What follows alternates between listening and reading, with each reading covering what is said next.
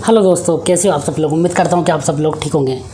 और दोस्तों बहुत टाइम से क्या है कि दोस्तों मैं काफ़ी बिज़ी हो गया था, तो इसलिए मैं बहुत टाइम से एक्टिव भी नहीं था। आप लोग देख पा रहे होंगे मेरा वीडियो आया काफ़ी टाइम हो गया था। पर दोस्तों आज की वीडियो में फिर एक इम्पोर्टेंट बात करने वाले हैं, क्योंकि आज का वीडियो बहुत इंपॉर्टेंट वाला है। दोस्तों आज की वीडियो में हम बात करने वाले हैं कि कौन सा इन्वर्टर आपको ख़रीदना चाहिए, कौन सा इन्वर्टर आपके लिए बेस्ट रहेगा। और वो दोस्तों इन्वर्टर का चुनाव अपने लोड के अकॉर्डिंग ही करना है। देखिए अगर मैं आपको बता देता हूँ, मान लो अगर आपने दोस्तों 3000 VA का इन्वर्टर ले रखा है और आप उस पर 100-200 वाट लोड चला रहे हो, तब भी दोस्तों आपको इफ़िशियंसी बहुत ही कम मिलेगी इन्वर्टर की। मतलब कि पावर लॉस बहुत ज़्यादा होगा। या फिर ऐसा है कि आपने एक kVA का इन्वर्टर ले रखा है और उस पर लोड बहुत ज़्यादा चला रहे हो, मतलब 700-800 वाट तक का लोड चला रहे हो, मतलब 600 से 700 वाट तक का लोड चला रहे हो, तब भी दोस्तों आपकी इन्वर्टर की एफिशिएंसी बहुत कम हो जाएगी। जनरली जो इन्वर्टर है मार्केट में उनकी एफिशिएंसी होती है 80 to 85% होती है। पर दोस्तों यदि आप बहुत कम या बहुत ज़्यादा लोड चलाते हो दोस्तों, एफिशिएंसी 70 से 75% तक भी आ सकती है। पावर लॉस बहुत ज़्यादा हो सकता है। इसलिए दोस्तों ये भी बहुत इंपॉर्टेंट फैक्टर रहता है, आपके लोड के अकॉर्डिंग ही आपको इन्वर्टर का चुनाव करना है। तो वो भी मैं समझा देता हूँ किस प्रकार करना है। देखिए अगर मान लो मुझे 500 वाट तक का मैक्सिमम लोड चलाना है, तो मुझे 1 kVA का इन्वर्टर लेना चाहिए, सिंगल बैटरी वाला। और वहाँ पे अगर मैं MPPT लूँगा तो दोस्तों वहाँ पे मेरे पास ऐसा ऑप्शन भी होना चाहिए कि मैं सिंगल बैटरी वाले इन्वर्टर पर डबल बैटरी लगा सकूँ, और जिससे कि मेरा सोलर का मैक्सिमम यूटिलाइजेशन हो। क्योंकि सोलर में आपको पहले ही पता है कि यदि हम प्रॉपर सोलर पैनल का सोलर एनर्जी का यूज़ नहीं करेंगे तो सारी एनर्जी वेस्ट हो जाएगी। मतलब मेरे कहने का मतलब ये है कि दोस्तों यदि आप लोड भी नहीं चला रहे और आपका बैटरी बैंक छोटा है, तो सुबह ही आपकी बैटरी फुल चार्ज हो जाएगी। उसके बाद सोलर से जितनी भी एनर्जी आएगी सारी की सारी एनर्जी वेस्ट हो जाएगी। और दूसरा इंपॉर्टेंट पॉइंट है, जैसे मान लो आपको 1500 वाट तक का लोड चलाना है, तो आपको वहाँ पे 3000 VA का डबल बैटरी वाला इन्वर्टर लेना चाहिए। और दोस्तों यदि आप उस इन्वर्टर पर यदि बहुत कम लोड चलाओगे, 100-200 वाट का लोड चलाओगे, तब भी उस इन्वर्टर की एफिशिएंसी काफ़ी कम हो जाएगी, क्योंकि वहाँ पे पावर लॉसेस बहुत ज़्यादा होंगे। और यदि आप बहुत ज़्यादा लोड चलाओगे, 1500 वाट से ज़्यादा लोड चलाओगे, तब भी दोस्तों इन्वर्टर की एफिशिएंसी काफ़ी कम हो जाएगी। तो 1500 वाट तक के लोड के लिए आप 3 kVA का इन्वर्टर यूज़ कर सकते हो, या फिर उससे ज़्यादा 1500 वाट से ज़्यादा लोड चलाना तो फिर दोस्तों आप 5 kVA के इन्वर्टर पे जा सकते हैं। 5 kVA के इन्वर्टर पे आप लगभग 250 वाट तक का लोड आराम से रन कर सकते हैं। ये दोस्तों जो मैं लिमिट बता रहा हूँ ये आराम से कर सकते हैं, बट इससे हमें प्रत्येक इन्वर्टर को हमें केवल जो उसका 50% लोड है वहाँ पर उसकी एफिशिएंसी मैक्सिमम होती है।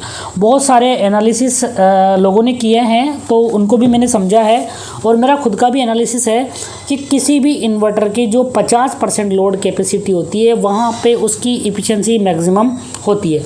मतलब कि 80 to 85% हमें एफिशिएंसी मिल जाती है।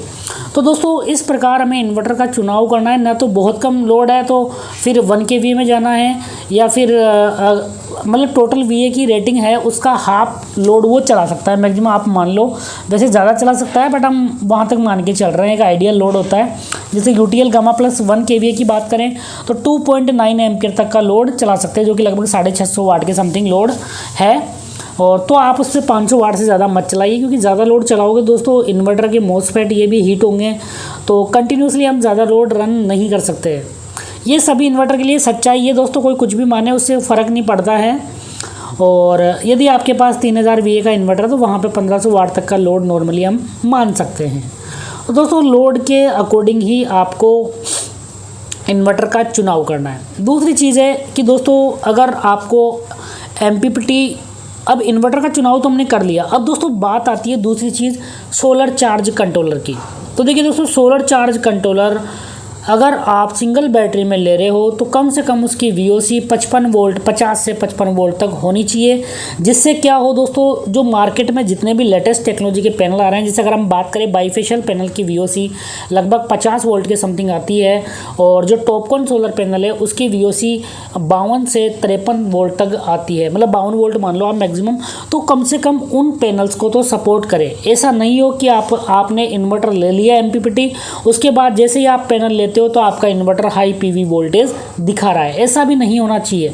और दोस्तों VOC भी बहुत इंपॉर्टेंट फैक्टर है, और भी VOC के बहुत सारे फ़ायदे हैं कि अगर ज़्यादा VOC का इन्वर्टर होगा तो हम पैनल सीरीज में लगा पाएंगे, और पैनल सीरीज में यदि हम लगा पाएंगे तो दोस्तों वायर में करंट बहुत कम होगा, और वायर में करंट बहुत कम होगा तो वायर का साइज़ भी हमें बहुत कम यूज़ करना पड़ेगा, और वायर का साइज़ भी बहुत कम होगा तो दोस्तों वहाँ पे जो वायर में पावर लॉसेज होंगे वो भी बहुत कम होंगे। इसलिए VOC भी बहुत इंपॉर्टेंट फैक्टर होता है। तो दूसरी चीज़ है कि आपको inverter MPPT solar charge controller वाला ही लेना है। नेक्स्ट चीज़ है कि दोस्तों यदि आप inverter MPPT solar charge controller वाला ले रहे हो तो वहाँ पे आपकी मतलब इन्वर्टर की VOC इतनी होनी चाहिए कि 12 वोल्ट में जो भी लेटेस्ट टेक्नोलॉजी के सारे पैनल है वो सपोर्ट कर सके, मतलब 50 वोल्ट से ऊपर इसकी VOC हो मतलब। और यदि 24 वोल्ट में आप यूज़ कर रहे हो तो दोस्तों आराम से 105 या 106 वोल्ट के समथिंग उसकी VOC हो, ताकि अगर हम 2 टॉपकॉन पैनल भी सीरीज में लगा दें, 2 टॉपकॉन का मतलब हो गया अगर 52 वोल्टेज में माने तो 104 वोल्ट हो गया, मतलब उनको सीरीज में लगाने पर भी हाई PV वोल्टेज नहीं दिखाए। नहीं दोस्तों, क्या होगा, मान लो मुझे 2 किलोवाट के पैनल लगाने, मैंने 4 पैनल वहाँ पे पैरेलल में लगा दिए तो वहाँ पे वायर में करंट बहुत ज़्यादा होगा, इसलिए आपको 10 या उससे ज़्यादा mm का वायर यूज़ करना पड़ेगा। और यदि मैं 2 पैनल को सीरीज में लगा देता हूँ दोस्तों, वहाँ पे 25-26 एम्पीयर करंट आएगा जो मेरा 6 mm का वायर इजीली टैकल कर लेगा, और वायर में पावर लॉसेस भी बहुत कम होंगे। तो दोस्तों ये दोनों बहुत ही इंपॉर्टेंट फैक्टर है। तो VOC भी ज़्यादा होनी चाहिए, MPPT सोलर चार्ज कंट्रोल होना चाहिए, और इन्वर्टर की एफिशिएंसी और रेटिंग का मैंने आपको पूरा सिस्टम बता दिया है। इसके अलावा भी दोस्तों बहुत सारे फंक्शन हमें इन्वर्टर में देखने पड़ते हैं, जैसे कॉपर वाइंडिंग है या नहीं है, तो उससे भी थोड़ा फ़र्क पड़ता है लॉसेज में, या फिर कोर है वो कौन से मटेरियल की यूज़ की गई है, कोर की जो चौड़ाई है वो कितनी है, कि CRGO या फिर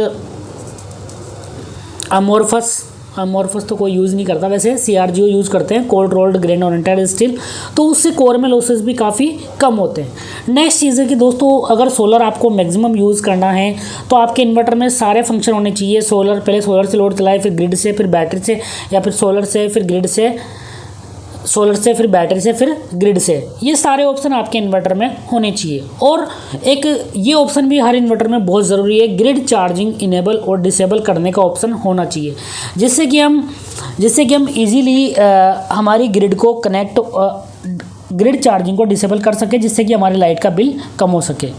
और दोस्तों इस जैसे मतलब दिन में जब तक solar plus battery plus grid, इस मोड में क्या होता है ये भी मैं समझा देता हूँ, सभी इन्वर्टर में होना चाहिए।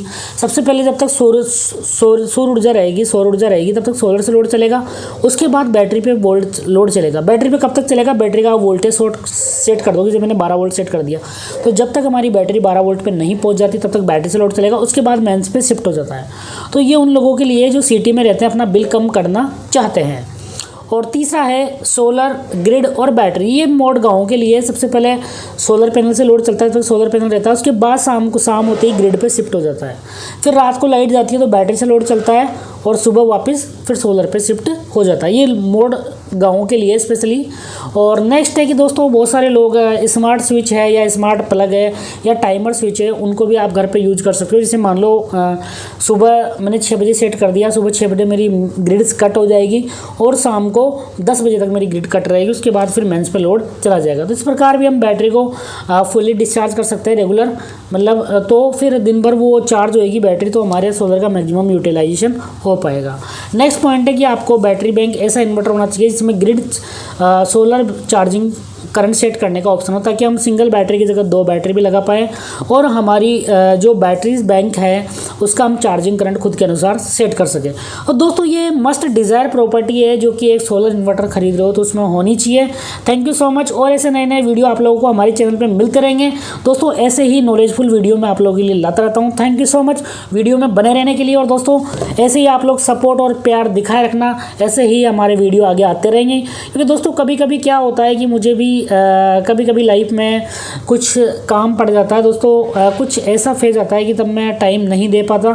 तो फिर दोस्तों मैं कोशिश करता हूँ कि जल्दी से जल्दी वीडियो बनाने की कोशिश करूँ, क्योंकि आप लोगों का प्यार बहुत इंपॉर्टेंट है मेरे लिए। Thank you so much.